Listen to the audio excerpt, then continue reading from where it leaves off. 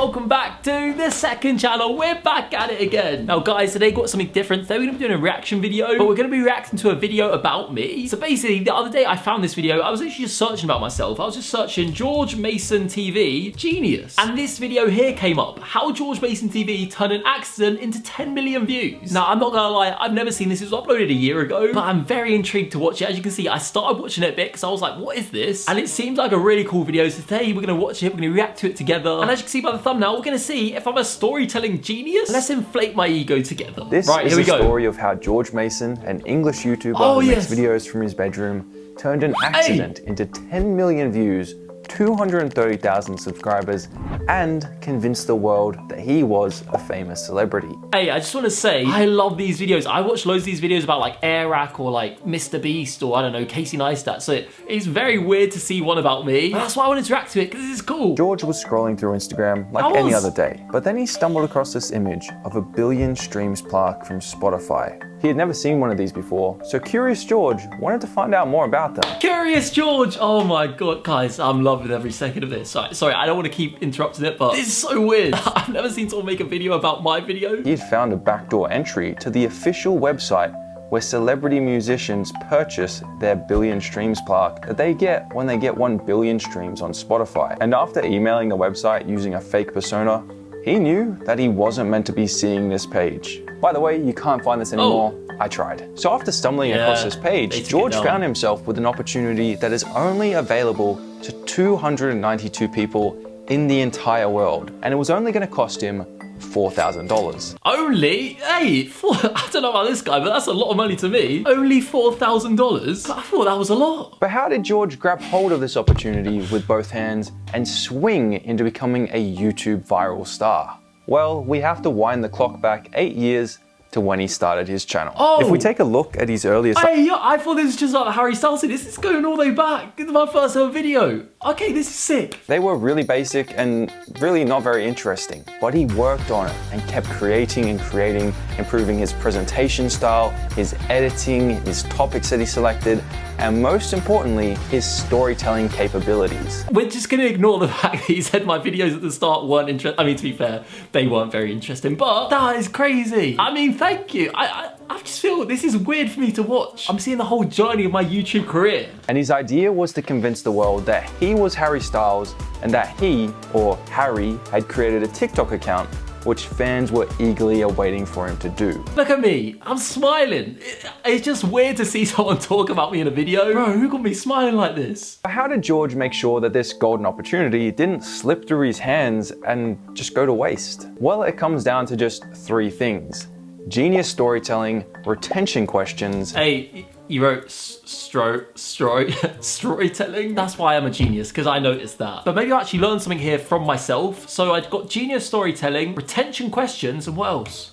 And authentic filming. And really, it's all about getting your audience to ask the right questions. For example, let's look at the hook of his 2 viral videos, starting with the 1 billion streams plaque. In this giant box right here, I have a 1 billion streams plaque from Spotify, and I've never even released a song. Did you notice that he did something pretty unconventional by storytelling standards? He actually started by showing us that he was successful in his endeavors. To put this into movie perspective, it would be kind of like showing the One Ring being destroyed in Mount Doom at the beginning of the Fellowship of the Ring. I mean, I've not seen Lord of the Rings, but spoiled it now. I know what happens. I was gonna watch that film as well. But the reason I did that is because it's YouTube. You've got to reel people in straight away, and you've got to be like, oh wow, I've got a reason to stay all the way to the end. Whereas with films, you've kind of got people sat down and they're just gonna sit there for the next hour or 2. Whereas with YouTube, people's attention spans are way less. You've got to get people to stay focused for like 10 to 20 minutes, which sounds easy, but it's actually not. So you've got to show them this was successful and wait till the end to see how I did it. First off, it confirms the promise of the title and thumbnail of the video,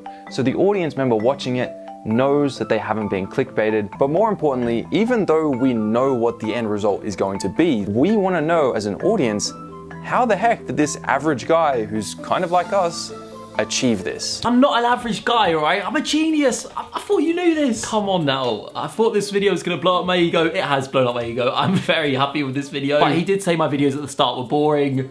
And now he's saying I'm just a normal guy. Guys, I'm not normal. I'm special, all right? I'm not like you. I'm not like other guys. Because the journey is more important and more interesting than the destination. And this is the first retention question that we see. How the heck did he do this? Now, retention questions are questions that your audience are thinking to themselves as they're watching your videos. Some examples include, how the heck did he convince the media that he was in fact Harry Styles? What was his plan? Will the plan actually work? And how will he deal with this problem? All of these retention questions get me to keep watching the video to find the answers, and they happen consistently throughout the entire video. Hey guys, what questions do you think of watching this video? There's no questions, is there? You know what my question is? Why am I a genius? That's what I want to know. Let me know down below. Was I just born this way? Am I just built different? But no, in seriousness, this video is making me ask questions. It's actually making me reflect on my own videos, being like, that's actually true. I didn't even realize I was doing that. I just did it because it felt right. So I guess I'm an accidental genius. In his Harry Styles video, which was 24 minutes long, my editing software detected 662 cuts in that content, which averages around 2.16 seconds per cut. And in the 1 billion streams per video, there was 432 cuts in 16 minutes. That's a lot of editing. But you can cut up your footage more than a professional master chef and still end up with a heaping pile of crap. Well, I'm glad he didn't think that was what my video was. Why is my thumbnail on the pile of poo? That is one big pile of shit. And Hey, you should have put a bad video there. Why are you putting my video there? Actually, I'll tell you what, one question I am getting watching this video is, do I like this guy? And does this guy like me? Because one minute he's saying I'm a genius storyteller and I'm good at making videos, and then the next minute he's saying I started off being boring and that my video is a pile of crap. Maybe he's doing it intentionally as the retention question to make people keep watching to see if he likes me. I mean, that's why I'm watching, as well as finding out if I'm a genius. I want to know if he likes me. That is one big pile of shit. And George clearly knows this because he smartly structures. I just started it again and it goes from, that is one big pile of bleep, and then he goes, and George knows this. What? He smartly structures his videos to make them easy to watch. He almost always starts off with a hook where he teases that he achieves his ultimate success. In the last 8 days, I visited 5 countries without even leaving my bedroom. Then he moves into a brief synopsis where he tells us exactly what the video is going to be. In this video, you'll see exactly how over the last week, I tricked not just the internet, but the world into thinking I was Harry Styles. And he does this really quickly to get into the video. Then he often provides a little bit of context and setup as to how the story actually starts. After that though, he gets right into the action, creating plans and executing these plans over and over again until he reaches his ultimate goal. And in his Harry Styles video, I counted 12 distinct actions that... Wait, oh, so these are my plans? So create account, make the first TikTok, the multiverse. You see, this is always interesting seeing someone else analyze my videos. Now, in between these action steps, he includes progress updates, celebrations when he's achieved success, but most importantly, failures. And I say that because having obstacles that you need to overcome makes the story 10 times more interesting. That's facts. Then if you want to be YouTubers or just interested in storytelling, go watch this video called How to Vlog Like Casey Neistat. I'm going to show you this one part that very much inspired me and inspired my storytelling. This video is literally 6 years old, so I actually have a lot of my success to thank to this video because this video actually really changed my perception of storytelling. And every good story follows this rule. That is the rule of a 3-act narrative. You've got a beginning, you've got a middle, you've got an end. Setup, conflict, resolution. Jack and Jill went up the hill to fetch a pail of water, Act 1. Jack fell down and broke his crown, Act 2. Jill came tumbling after, Act 3. Setup, conflict, resolution. So yeah, that's a very basic way of putting it. There's a start, middle, end.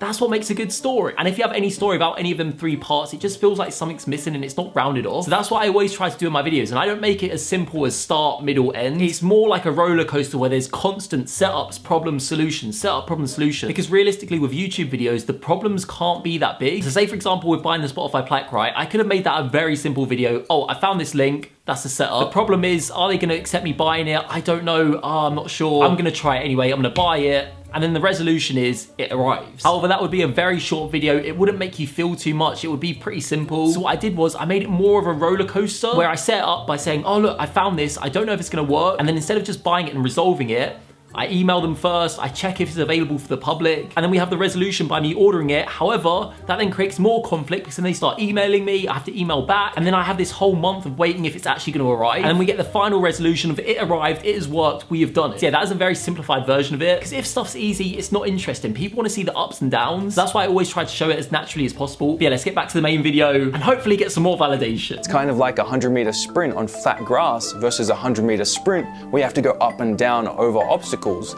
It's just way more interesting and more compelling to watch. And then he ends this video triumphantly with this massive success, this massive celebration where he shares it with his family and friends and gets their reaction. So it creates this really satisfying end to the story. I didn't expect to see my dad in this video, but there you go. Another thing that I noticed he did really well was accent all of these sections with really good music choices, which really helps flow the story along and tells us what part of the story we're in just by the music we're hearing. I'll take that. I take big pride in my music choices. Music makes a massive difference in videos because it literally sets the whole scene. Because without even saying anything, just people hearing it, it can make them feel certain things and understand what they're supposed to feel. And if you get that wrong, it can ruin the whole video. By the way, quick plug, if you guys want to use the same background music as me, I use this website called Epidemic Sound. I've got a referral link in the description, so if you want to sign up for your videos, put it in. I think you guys get a 30-day free trial and I get a bit of money for referring you. So please use my referral link. But yeah, big up Epidemic Sound because their sound library is amazing. Which really helps